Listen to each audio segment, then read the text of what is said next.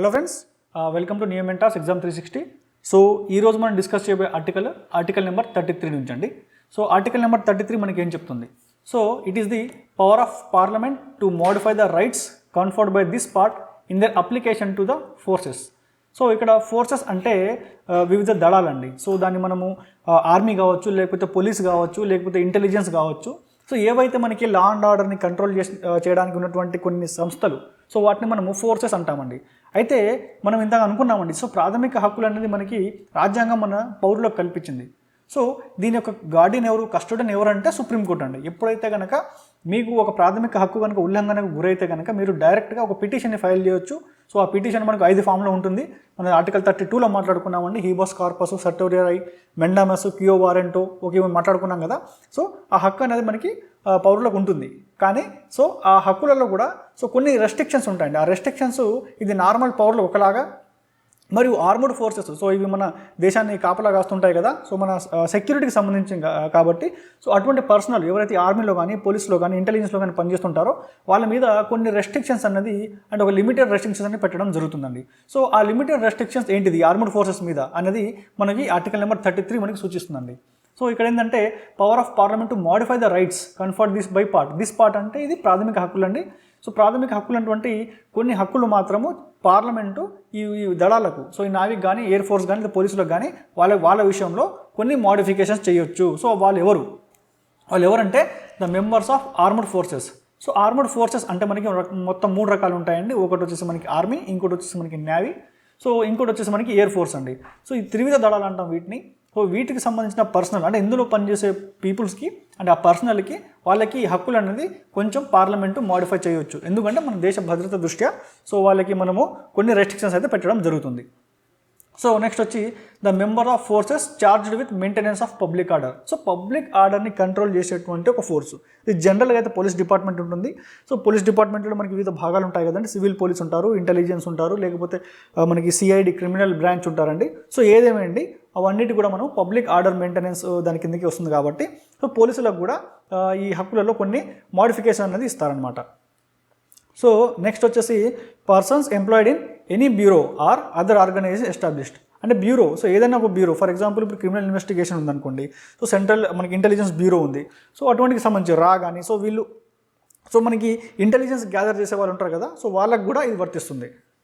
So next intelligence and counter intelligence చెప్పాను కదండి bureau అందులో. Next persons employed in connection with the telecommunication system for the purpose of any force, bureau or organisation. అంటే ఏదైనా వ్యక్తి ఒక telecommunication, for example ఏదైనటువంటి మనకి సమాచార వ్యవస్థ అనేది మన రక్షణకి చాలా ముఖ్యము.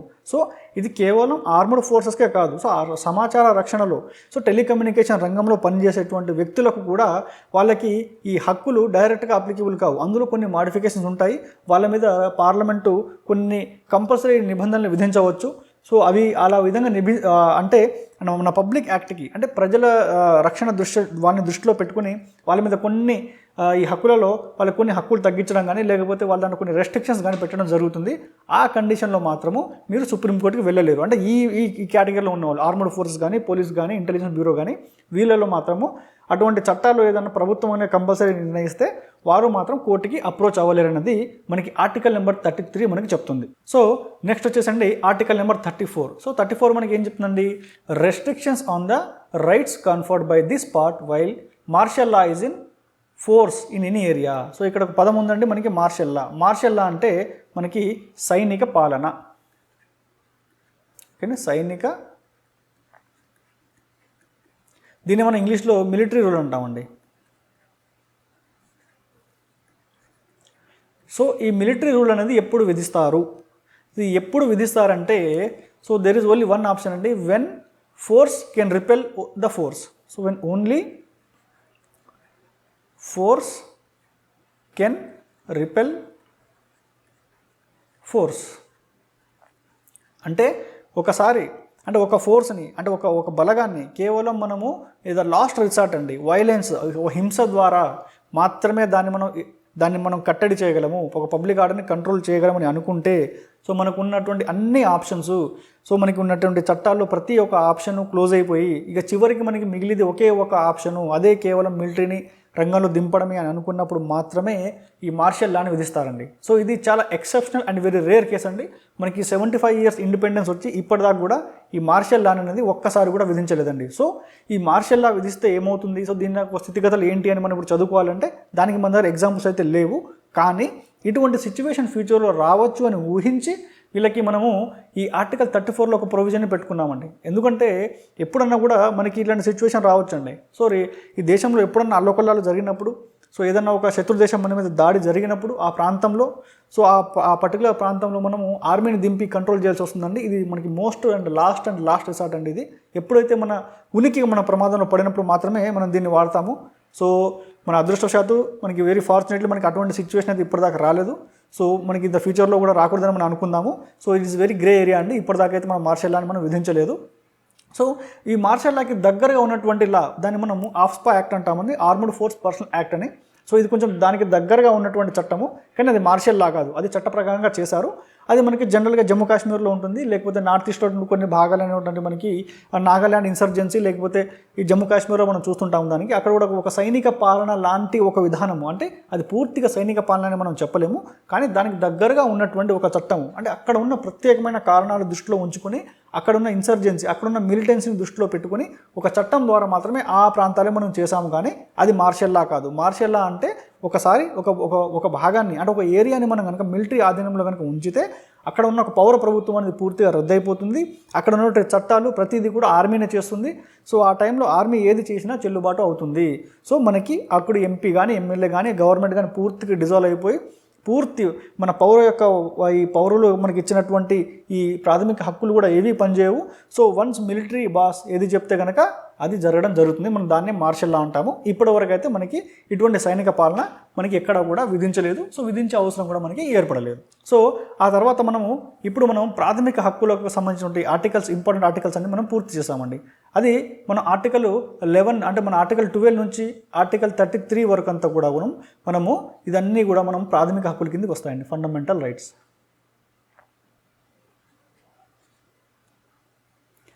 సో మనం ఫండమెంటల్ రైట్స్ మొత్తం కూడా పూర్తి చేసుకున్నామండి.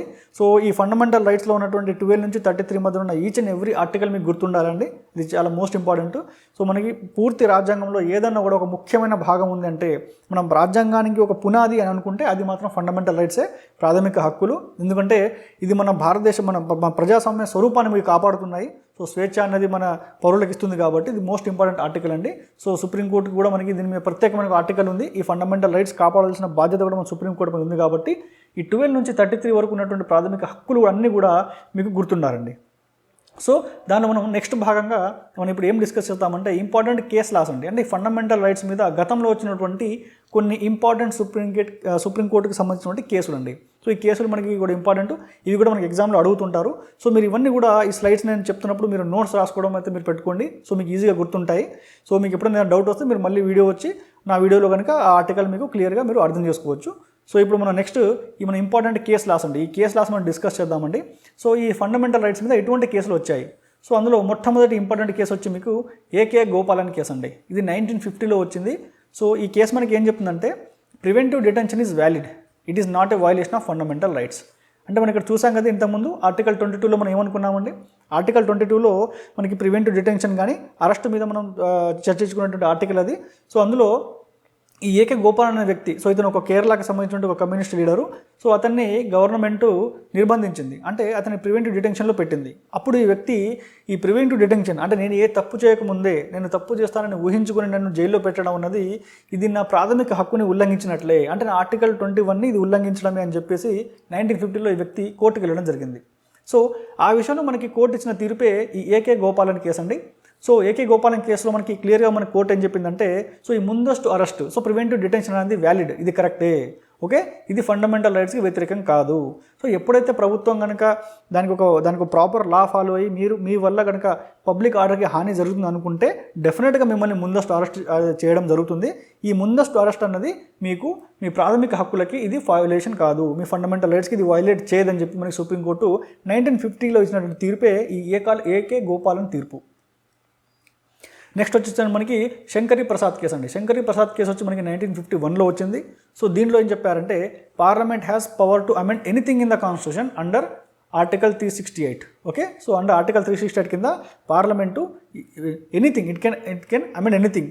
అంటే పార్లమెంటు మనకి ఆర్టికల్ 12లో మనం అనుకున్నామండి. ఆర్టికల్ 12లో మనకి ఏం చెప్పారంటే మనకి ప్రాథమిక హక్కులు అనేది పార్లమెంట్ అనేది మనకి అమెండ్ చేయలేదు, అంటే దాన్ని సవరణ చేయలేదు అని చెప్పి అప్పుడు ఒక వ్యూ ఉండేది. సో ఆ శంకరి ప్రసాద్ కేసు 51లో ఏం చెప్పిందంటే మనకి క్లియర్గా మనకి కోర్టు ఇక్కడ ఏం చెప్పిందంటే ఆర్టికల్ 368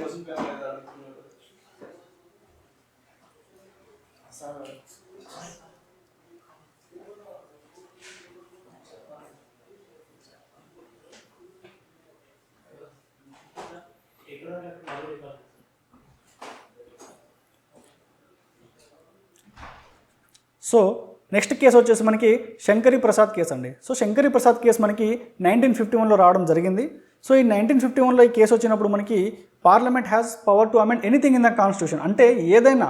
సో పార్లమెంట్కి ఇంత పవర్ ఉందంటే సో అది పార్లమెంట్ ఇస్ సుప్రీం అని చెప్పిన కేసు మనకి శంకరి ప్రసాద్ కేసు. అంటే మీరు రాజ్యాంగంలో మీరు ఏదనుకున్నా మీరు అనుకున్న ప్రతిదీ మీరు సవరణ బిల్లు ద్వారా, అంటే ఆర్టికల్ 368 అనే ఒక రూల్ మనకి ఏదైతే ఉందో దానిలో ప్రతిపాదించినట్టుగా రూల్స్ ఫాలో అవ్వకుంటూ మీరు దేన్నైనా కూడా అమెండ్ చేయొచ్చు, అంటే ఇంక్లూడింగ్ ఫండమెంటల్ రైట్స్, ప్రాథమిక హక్కులను కూడా పార్లమెంటు సవరణ చేయొచ్చు అని మనకి చెప్పినటువంటి కేసు శంకరి ప్రసాద్ కేసు అండి. ఇది 1951లో రావడం జరిగిందండి. సో నెక్స్ట్ వచ్చేసండి గోలక్నాథ్ కేసు అండి. గోలక్నాథ్ కేసు వచ్చి మనకి 1967లో వచ్చింది. సో ఇక్కడ వచ్చేసి మనకి ఇది ఒక మోస్ట్ ఇంపార్టెంట్ తీర్పు అండి. ఇది ఒక రెవల్యూషనరీ తీర్పు. ఎందుకంటే ఇక్కడ మనం చూసామండి శంకరి ప్రసాద్ కేసులో మనకి ఏం చెప్పారండి, ఇక్కడ వచ్చి parliament has power to amend anything, అంటే ఏదని, అంటే వాళ్ళు అనుకుంటే వాళ్ళు తలుచుకుంటే రాజ్యాంగ స్వరూపాన్ని మార్చేయచ్చు, రాజ్యాంగంలో ఏ ఆర్టికల్ అయినా మార్చేయచ్చు అని మనకి 1951లో చెప్పారు. కానీ 1967కి వచ్చేసి మాత్రం చూడండి fundamental rights cannot be amended. So the reverse of Shankari Prasad case. So ఇక్కడ ఏం చెప్పారంటే ఇక్కడ ఇంక్లూడింగ్ ఫండమెంటల్ రైట్స్, ప్రాథమిక హక్కులను కూడా ప్రభుత్వం హరించవచ్చు, ప్రభుత్వం తలుచుకుంటే ప్రాథమిక హక్కుల్ని కూడా నిర్వీర్యం చేయొచ్చు అని చెప్పింది. కానీ ఇక్కడ మాత్రం 1967లో, అంటే సరిగ్గా మనకి 16 సంవత్సరాల తర్వాత మళ్ళీ కోర్టు ఏం చెప్పిందంటే శంకరి ప్రసాద్ విషయంలో ఏదైతే తీర్పు ఇచ్చారో ఆ తీర్పు తప్పు. సో ఇప్పుడు మళ్ళీ ఒక కొత్త తీర్పు ఇచ్చారండి. ఇప్పుడు ఏం చెప్పారంటే ఫండమెంటల్ రైట్స్, ప్రాథమిక హక్కులు అన్నవి ఇది మన కాన్స్టిట్యూషన్కి ఒక బేస్ అండి, ఇది ఒక పునాది. సో అటువంటి దాన్ని మాత్రం మీరు ఏదైనా మార్చుకోవచ్చు, కానీ ఈ ప్రాథమిక హక్కులను మాత్రం మార్చడానికి వీలు లేదు. సో అది చెప్పింది మనకి ఇంపార్టెంట్ కేసు గోలక్నాథ్ కేసు అండి 1967లో. ఇక్కడ మనకు చెప్పింది ఏంటంటే fundamental rights cannot be amended, ప్రాథమిక హక్కులని మనం మార్చలేము. ఓకే, సో నెక్స్ట్ వచ్చేసి మనకి ద మోస్ట్ ఇంపార్టెంట్ కేసు అండి, ఇదే మనకి కేశవానంద భారతి కేసు అండి. సో కేశవానంద భారతి కేసు మనకి పాలిటీ చదివే ప్రతి ఒక్క స్టూడెంట్కి, అంటే మనకి భారతదేశ మన రాజనీతి శాస్త్రం అవగాహన ఉన్న ఏ ఒక్క వ్యక్తికైనా కూడా మనకి మినిమం తెలియవలసినటువంటి ఒక important case Keshavananda Bharati case అండి. సో ఈ కేసు కనుక మీకు తెలియకపోతే అసలు మీరు పాలిటీ అనే ఒక సబ్జెక్ట్కి మూలమైన కేసు అండి, ఇది కంపల్సరీగా మీరు తెలుసుకోవాలి as a polity student. So కొంచెం మీకు ఐడియా ఉండాలంటే ఇది అంత ఫేమస్ కేసు అండి, 1973లో వచ్చింది. ఈ కేసులోనే మనకి the basic structure of constitution. So ఇది మౌలిక స్వరూపం, మన భారత ఒక రాజ్యాంగం యొక్క మౌలిక స్వరూపాన్ని ఇచ్చినటువంటి judgement, the most important judgement of entire history of our India ఏంటంటే ఇది కేశవానంద భారతి కేసు అండి. ఇది 13 మెంబర్ బెంచ్ అండి. సో ఇక్కడ మొత్తం 13 మంది జడ్జిలు బెంచ్ ధర్మాసనం దీన్ని తీర్పిచ్చింది. సో మీకు డౌట్ రావచ్చు సార్ ఎందుకు 13 మెంబర్స్ అని. ఆ టైంలో ఉన్నట్టు సుప్రీంకోర్టు స్ట్రెంత్ 13 మెంబర్స్ అండి. సో సుప్రీంకోర్టులో ఉన్నట్టు స్ట్రెంత్, సో మొత్తం 13 మంది జడ్జిలు కూడా కూర్చొని దీన్ని స్టడీ చేసి దీనికి ఇచ్చిన తీర్పే ద కేశవానంద భారతి కేసు అండి. సో ఇప్పుడు దాకా మన భారతదేశ చరిత్రలో హైయెస్ట్ బెంచ్, అంటే ఎక్కువ మంది జడ్జిలు ఒకే బెంచ్లో కూర్చొని ఇచ్చిన ఏకైక తీర్పు కేశవానంద భారతి తీర్పు. మొత్తం 13 మంది జడ్జిలు ఇందులో. ఈ క్వశ్చన్ మీకు అడిగే ఛాన్స్ కూడా ఉంది, సో ఇది గుర్తుపెట్టుకోండి. సో ఇక్కడ మనకి ఏం చెప్పారంటే బేసిక్ స్ట్రక్చర్ గురించి మాట్లాడారండి. సో బేసిక్ స్ట్రక్చర్ అంటే ఏమిటి అంటే, బేసిక్ స్ట్రక్చర్ అంటే మనకి పిల్లర్స్ ఆఫ్ ద కాన్స్టిట్యూషన్ అంటే కొన్ని మూలమైన స్వరూపం ఉంది మన రాజ్యాంగానికి. సో ఇక్కడ ఏం చెప్పిందంటే ఇంతకుముందు మనకి గోలక్నాథ్ కేసులో మనకి ఏం చెప్పారండి, మనం ప్రాథమిక హక్కులను మాత్రము మీరు అమెండ్ చేయలేరు, అంటే మీరు సవరించలేరు అని చెప్పారు. సో దాని తర్వాత మళ్ళీ దానికి రియాక్షన్గా ఇందిరాగాంధీ మళ్ళీ కొన్ని 24th 23rd amendment article తీసుకురావడము.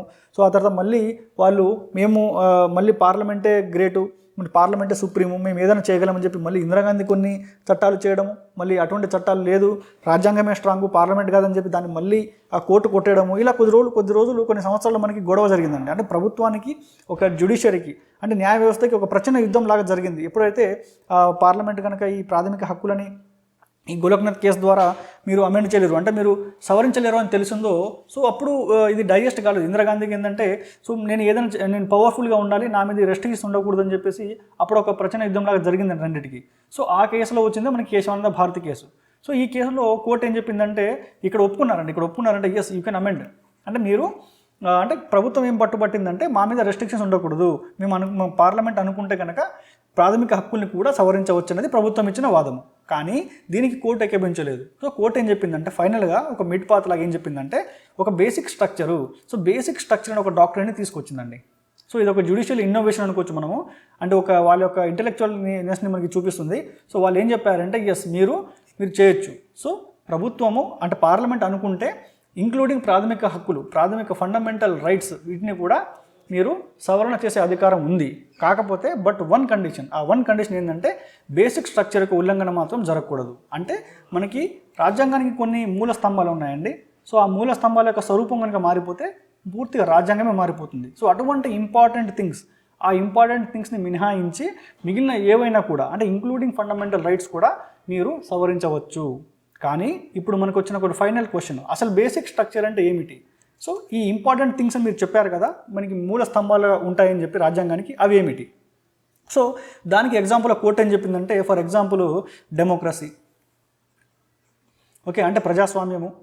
So next వచ్చేసి మనకి independent judiciary, okay, independent judiciary. Next వచ్చేసి మనకి ఫెడరలిజం,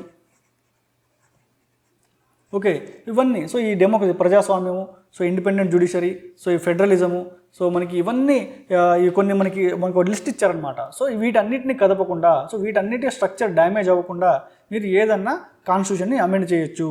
అయితే ఈ లిస్ట్ ఇంతటికైనా సార్ అంటే లేదు. సో కోర్టు ఏం చెప్పిందంటే సో టైం వస్తున్న కొద్దీ ఈ బేసిక్ స్ట్రక్చర్లో ఏమేమి వస్తాయి, ఆ మౌలిక రూపాలు ఏమేమి వస్తాయి అనేది కోర్టు చెప్పుకుంటూ వెళ్తుంది. సో వాటిని మాత్రం మీరు డిస్టర్బ్ చేయకుండా మిగిలిన ఏదాన్ని కూడా మీరు సవరించుకోవచ్చు అని చెప్పిందే మనకి కేశవానంద భారతి కేసు అండి. సో అందులో ఇక్కడ ఏం చెప్పించారంటే now judiciary can strike down any amendment passed by the parliament that is in conflict with the basic structure of the constitution. అంటే ఈ బేసిక్ స్ట్రక్చర్లో ఉన్నటువంటి కొన్ని మూలమైనటువంటి ఇష్యూస్, అంటే మనకి డెమోక్రసీ కావచ్చు, ఇండిపెండెంట్ జ్యుడిషియరీ కావచ్చు, లేకపోతే ఫెడరలిజం కావచ్చు, లేకపోతే సెక్యులరిజం కావచ్చు. సో ఇవన్నీ కూడా బేసిక్ స్ట్రక్చర్లో ఒక భాగాలు. సో ఎప్పుడైతే ఒక చట్టము, సో ఒక పార్లమెంట్ ఒక చట్టం చేస్తుందో ఆ చట్టము కనుక వీటికి వ్యతిరేకంగా కనుక ఉంటే సో ఆ చట్టాన్ని జ్యుడిషియరీ అంటే కోర్టు అనేది కొట్టివేయవచ్చు. ఈ బేసిక్ స్ట్రక్చర్కి అగెనెస్ట్గా ప్రజెంట్ అయితే మన ప్రభుత్వం, మన పార్లమెంటు ఎటువంటి చట్టాలు తీసుకురావడానికి వీలు లేదు అని చెప్పిందే ఈ కేశవానంద భారతి కేసు అండి. ఓకే, సో నెక్స్ట్ వచ్చేసి మనకి ఇంపార్టెంట్ కేసు వచ్చేసి మేనకా గాంధీ కేసు అండి. ఇది 1978లో మనకు వచ్చింది. సో ఇందులో వచ్చేసి మనకి ఆర్టికల్ 21 గురించి మాట్లాడు. సో ఇక్కడ మేనకా గాంధీ వచ్చిన ఇష్యూ ఏంటంటే రైట్ టు గో అబ్రాడ్, అంటే మన దేశం విడిచి వేరే దేశానికి వెళ్ళేటువంటి హక్కు, సో విదేశాలకు వెళ్ళేటువంటి హక్కు. సో ఇక్కడ ఈ విదేశాలకు వెళ్ళేటువంటి హక్కు కూడా ఈ ఆర్టికల్ నెంబర్ 21 అంటే జీవించడం. సో జీవించడం ఎలా? సో దాంట్లో మనకి రైట్ టు లైఫ్ అంటే బ్రతకడానికి మనకి ఇచ్చిన హక్కులలో ఈ బయటికి అంటే విదేశాలకు వెళ్ళడం కూడా ఒక హక్కే. బికాస్ ఎందుకంటే ఒక వ్యక్తి మూమెంట్ని మనం రెస్ట్రిక్ట్ చేయకూడదు. అంటే బ్రతకడం అంటే దాంట్లో ఆ వ్యక్తి ఒక మూమెంట్ కూడా ఉంటుంది కదా. సో ఈ చట్టం అనేది ఓన్లీ మన భారతదేశంలోనే కాదు, ఒక వ్యక్తి ఎక్కడికి వెళ్ళాలన్నా అంటే ఇంక్లూడింగ్ మన భారతదేశాన్ని నుంచి బయటికి వెళ్ళాలనుకున్నా కూడా అది కూడా బ్రతకడం కిందకే వస్తుంది. కాబట్టి దాన్ని మనము జీవించే హక్కు ఉంది అన్న ఈ ఆర్టికల్ 21లో ఒక భాగమే. కాబట్టి సో ఆమె అబ్రాడ్కి వెళ్తున్నప్పుడు గవర్నమెంట్ వాటి మీద మనము రెస్ట్రిక్షన్ చేయకూడదు అనేది మనకి ఈ మేనకా గాంధీ కేసులో చెప్పారండి. సో ఇక్కడ ఏం చెప్పారంటే ఒకవేళ ఆ అబ్రాడ్కి వెళ్ళేది అంటే మన దేశాన్ని వదిలేసి విదేశాలకు వెళ్ళేటువంటి వాటి మీద కొన్ని చట్టాలు ఉండవచ్చు. సో దాని మీద కొన్ని మనము రెగ్యులేషన్స్, రూల్స్ తీసుకొచ్చి వాళ్ళని కట్టడి చేయొచ్చు. కానీ అటువంటి చట్టాలు just and fair and reasonable, అంటే అటువంటి చట్టాలు న్యాయంగా ఉండాలి, సో సముచితంగా ఉండాలి. సో న్యాయంగా, సముచితంగా, సో ఎవరికి డిస్క్రిమినేషన్ లేకుండా అటువంటి మనకి బయటికి ట్రావెల్ చేసే రెస్ట్రిక్షన్స్ వాటి కనుక ఉంటే కనుక అప్పుడు మాత్రమే అది వ్యాలిడ్. ఒకవేళ అటువంటి చట్టాలు సో మన భారతదేశం నుంచి మూమెంట్ని రెస్ట్రిక్ట్ చేసే చట్టాలు ఏమన్నా కూడా అది జస్ట్ ఫేర్ అండ్ రీజనబుల్గా లేకుంటే మాత్రము అది చెల్లబడవు అని చెప్పింది మనకి మేనకా గాంధీ కేసు అండి. సో నెక్స్ట్ వచ్చేసి మనకి మినర్వా మిల్స్ కేసు అండి. సో మినర్వా మిల్స్ కేసులో ఏం చెప్తున్నారంటే the judges make it clear that constitution and not the parliament is supreme. So 1980లో మనకి మళ్ళీ ఒకసారి సుప్రీంకోర్టు మనకి స్పష్టం చేసింది. ఇక్కడ ఏం చెప్పిందంటే మనకి supreme, so constitution is supreme not the parliament, అంటే రాజ్యాంగమే సుప్రీము, పార్లమెంట్ కాదు. సో ఎవరైనా కూడా ఇంక్లూడింగ్ జ్యుడిషియరీ జడ్జిలు అయితేనేమి, ప్రభుత్వాలు అయితేనేమి, పిఎం అయితేనేమి, సీఎం అయితేనేమి, ఎవరైనా కానీ మనము అందరము కూడా మనం రాజ్యాంగాన్ని పాటించాలి. మన అందరి పైన ఉంది రాజ్యాంగము. ఎవ్వరు కూడా రాజ్యాంగానికి అతీతులు కారు, including the parliament. So constitution is the supreme అని చెప్పిన కేసు మనకి ఈ మినరల్ మిల్స్ కేసు, ఇది 1980లో మనకు వచ్చిందండి. సో నెక్స్ట్ వచ్చి మనకి ఇంపార్టెంట్ కేసు వచ్చి ఇందిరా సహాని కేసు అండి. ఈ ఇందిరా సహాని కేసు వచ్చి మనకి ఆర్టికల్ నెంబర్ 16 సబ్ క్లాస్ 4, ఇది మనకి రిజర్వేషన్ మీద రావడం అనేది జరిగింది. ఇది బీసీ వాళ్ళ రిజర్వేషన్కి వచ్చినటువంటి కీలకమైన కేసు అండి. ఇది కూడా one of the most important case. So ఇది రిజర్వేషన్ గురించి మాట్లాడుతుంది కాబట్టి. సో మనకి 1992లో మనకి మొట్టమొదటిసారిగా మనకి అప్పుడున్నటువంటి వీపీ సింగ్ గవర్నమెంట్ బీసీలకు రిజర్వేషన్ ఇవ్వడం జరిగిందండి. సో ఆ బీసీలకు రిజర్వేషన్ని ఛాలెంజ్ చేస్తూ సో ఓసీ క్యాండిడేట్స్ సుప్రీంకోర్టుని అప్రోచ్ అయ్యారు. సో వాళ్ళు చెప్పడం ప్రకారం ఏంటంటే వీళ్ళకి ఇచ్చినటువంటి ఈ బీసీలకు ఇచ్చినటువంటి 27% రిజర్వేషన్ అనేది రాజ్యాంగ విరుద్ధము. రాజ్యాంగంలో కేవలము ఎస్సీ అండ్ ఎస్టీ వాళ్ళకి రిజర్వేషన్ ఇచ్చారు. సో ఈ బీసీ వాళ్ళకి రిజర్వేషన్ అనేది ఎక్కడ కూడా మనకి రాజ్యాంగంలో మెన్షన్ చేసి లేదు. కావున ఈ 26% రిజర్వేషన్ ఏదైతే ఉందో, సో దీనివల్ల జనరల్ అభ్యర్థులను మాకు అవకాశాలు కోల్పోయే అవకాశం ఉంది. కాబట్టి అప్పుడు ఈ వీపీ సింగ్ గవర్నమెంట్ ఇచ్చిన ఈ 27% రిజర్వేషన్ కొట్టివేయాలని చెప్పి ఆ మండల్ ఇచ్చిన నివేదికలో అప్పుడు సుప్రీంకోర్టుకి వెళ్ళారండి. సో అందులో ఆ కేసు మనకి ఇందిరా సహాని కేసు. అందులో మనకి ఏం చెప్పారంటే జడ్జిమెంట్లో, it upheld the constitutional validity of 27% reservation for the OBCs with a certain conditions like creamy layer exclusion, no reservation in promotion, total reserved quota should not exceed 50%. అంటే అప్పుడు సుప్రీంకోర్టు ఏం చెప్పిందంటే ఎస్సీ ఎస్టీలకే కాదు, ఈ బీసీలు కూడా వెనుకబడిన తరగతుల వాళ్ళు ఉన్నారు కాబట్టి వీళ్ళకు కూడా రిజర్వేషన్ ఇవ్వడము కరెక్టే, ఇది సముచితమే. కానీ దానిలో కొన్ని కండిషన్స్తో కూడినటువంటి రిజర్వేషన్ అమలు చేయాలి. ఆ కండిషన్స్ ఏమిటి అంటే క్రీమీ లేయర్ ఎక్స్క్లూజన్. అంటే ఫర్ ఎగ్జాంపుల్ మనకి ఇప్పుడు కండిషన్ ఉంది కదండి, 8 lakhs ఏవో కనుక మీకు యాన్యువల్ శాలరీ ఉంటే కనుక వాళ్ళు క్రీమీ లేయర్ కిందకి వస్తారు. సో ఎవరైతే 8 lakhs అంటే బిలో ఉంటారో సో వాళ్ళు నాన్ క్రీమీ లేయరు. సో అటువంటి ఆర్థికంగా మంచి స్థితిలో ఉన్న వాళ్ళని మనం ఎక్స్క్లూడ్ చేయాలి. అది one condition. Next no reservation promotion. So బీసీలలో మనకి ఇనిషియల్ అపాయింట్మెంట్కి మాత్రమే మనకి రిజర్వేషన్ వర్తిస్తుంది. ప్రమోషన్కి ఈ బీసీ రిజర్వేషన్ అనేది వర్తించదు. ఇది నెంబర్ 2 కండిషను. థర్డ్ కండిషన్ వచ్చి total reservation quota should not exceed 50%. అంటే 50% మించి రిజర్వేషన్లు ఉండకూడదు అనేది మనకి ఇందిరా సహాని కేసు ఇచ్చినటువంటి జడ్జిమెంట్ అండి. సో ఇక్కడ అప్పటికి మీరు చూడొచ్చు, ఎస్టీకి అప్పుడులో మనకి 7.5% రిజర్వేషన్ ఎస్టీకి ఉండేది, 15% వచ్చేసి ఎస్సీకి ఉండేది, సో 27% వచ్చేసి వీళ్ళకు ఉండేదండి. సో అప్పుడు మనకి ఆల్మోస్ట్ మనకి మనకి 40 రిజర్వేషన్ వచ్చిందండి. సో ఇది 50% లోపే ఉంది కాబట్టి అప్పుడు మనకి ఇది కాన్స్టిట్యూషనల్ అమెండ్మెంట్ అనేది చెల్లుబాటు అయిందండి. Okay, so it is all about Indira Sahani case అండి. సో నెక్స్ట్ వచ్చేసి మనకి లాస్ట్ కేసు అండి. దీనికి సంబంధించి ద మోస్ట్ ఇంపార్టెంట్ కేసు మనకి 8th నెంబర్ కేసు. ఇది వచ్చేసి మనకి 2018లో వచ్చినట్టు జడ్జిమెంట్ అండి. ఇందులో మనకి రైట్ టు ప్రైవసీ అంటే గోప్యతను కలిగి ఉండే ఒక అధికారము. ఇది మనకి 2017లో వచ్చిందండి. మనకి కేఎస్ పుట్టస్వామి గారు, ఇతను ఒక రిటైర్డ్ జడ్జ్. సో ఇతను ఆధార్ కార్డు యొక్క సంబంధించి మనకి ఈ ఆధార్ కార్డుని మన ప్రభుత్వ పథకాల్లో యూజ్ చేయడం దాన్ని రెస్ట్రిక్ట్ చేస్తూ ఒక జడ్జ్ మనకి సుప్రీంకోర్టులో ఛాలెంజ్ చేశారు. సో ఆ ఛాలెంజ్ చేసిన దాని మీద మనకు వచ్చినటువంటి మనకి వచ్చిన జడ్జిమెంటే ఇది రైట్ టు ప్రైవసీ జడ్జిమెంట్ అండి. సో ఇందులో మనకి కోర్టు క్లియర్గా అభిప్రాయపడింది. సో ప్రతి ఒక్క వ్యక్తికి వాళ్ళు రైట్ టు ప్రైవసీ ఉండే వాళ్ళకి హక్కు వాళ్ళకు ఉంది. సో మీరు ఆధార్ కార్డ్ డేటాని అందరికీ పబ్లిక్ చేయడం ద్వారా, సో మీరు ప్రైవేట్ కంపెనీలకు కానీ సో ఎవరికి పడితే వారికి డేటా ఇవ్వడం ద్వారా ఈ ఆధార్ డేటా అన్నది వేరొక వ్యక్తుల చేతికి వెళ్తే ఇది ఫలానా పౌరుడి లేకపోతే ఆధార్ కార్డు ఉన్న వ్యక్తి యొక్క గోప్యతకు భంగం కలిగించినట్టే. సో కాబట్టి ఈ ఆధార్ డేటా అన్నది మన ఆధార్ కార్డులో డేటా అన్నది ప్రభుత్వము నాన్ ఎంటిటీస్ అంటే ప్రభుత్వ కార్యాలయం కాకుండా వేరే ప్రైవేట్ కంపెనీస్ కానీ లేకపోతే ఇతర వ్యక్తులకు కానీ ఈ డేటా అన్నది షేర్ చేయడానికి వీలు లేదు. సో ఒకటి. సో రెండో అంశం ఏంటంటే ఎక్కడైనా కూడా ప్రభుత్వం దాంట్లో మిమ్మల్ని ఆధార్ కార్డ్ డేటా అడిగితే కనుక మీరు ఆధార్ కార్డు ఇవ్వడం అనేది కంపల్సరీ కాదు, ఇట్ ఈస్ ఏ ఆప్షనల్. అంటే మీరు ఒక వ్యక్తిని తమ ఆధార్ డేటా షేర్ చేయాలని చెప్పేసి కంపల్సరీగా రెస్ట్రిక్షన్ పెట్టలేరు, ఇది మీ ఇష్టము. ఒకవేళ నేను ఆధార్ కార్డు ఇవ్వను అనుకుంటే it is your choice. So but Aadhaar card ఇవ్వడం అనేది కంపల్సరీ చేయలేము.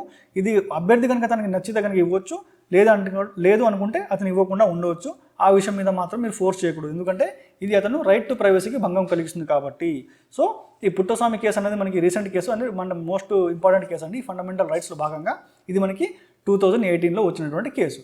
సో ఫ్రెండ్స్, ఇవి మనం చూసినటువంటి important case laws fundamental rights మీద. సో మనం మళ్ళీ నెక్స్ట్ వచ్చే క్లాస్లో మనం నెక్స్ట్ టాపిక్తో మీట్ అవుదామండి. సో అంతవరకు రైట్.